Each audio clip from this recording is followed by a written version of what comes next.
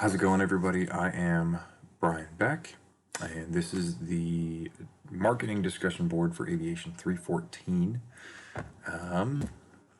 Based on last week's discussion, I'm talking about Spirit Airlines. It's a company I'm going to be researching throughout the class.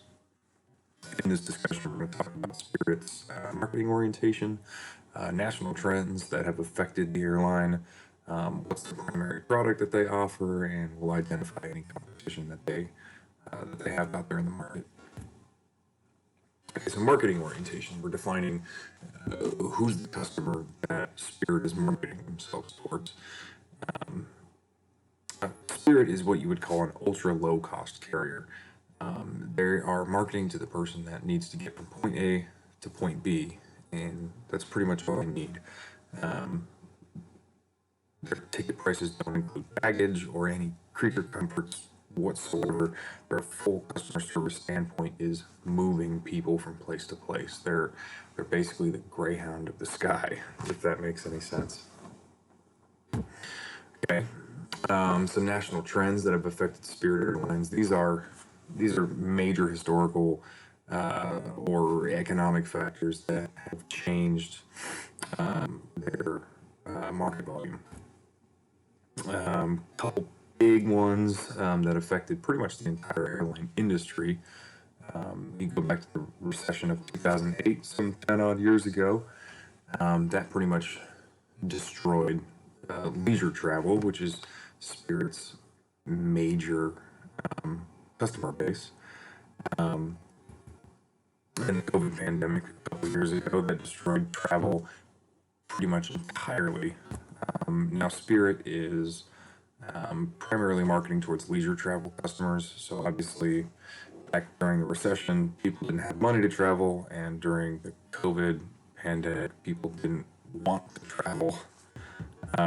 So those were pretty effective to them. So what's the primary focus? What's the product that they offer? And this is basic economy. You're talking uncomfortable small seats, no leg room, no in-flight dining. You got to pay just to bring a carry-on. It's as basic as it gets, and part of that is why they can offer fares so cheaply. They, like I said, they only offer basic economy service.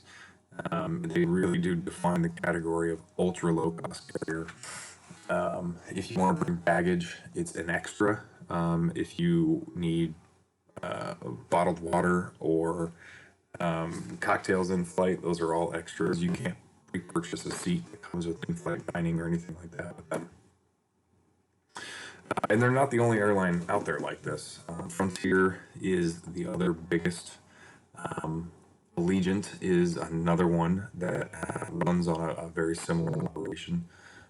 Southwest Airlines, you could kind of loop into there. They're more of a slightly more expensive service, probably a better customer service overall from that company. Some people might argue that American and United are kind of heading in the same customer service direction that these guys are. And then you've got AVIA, which is a brand new airline, just started up last year, I believe. They're another low-cost carrier.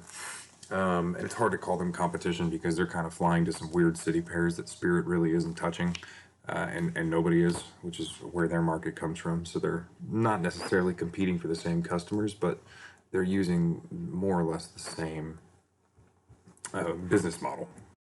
So, and that's all I've got on Spirit. So thank you, guys.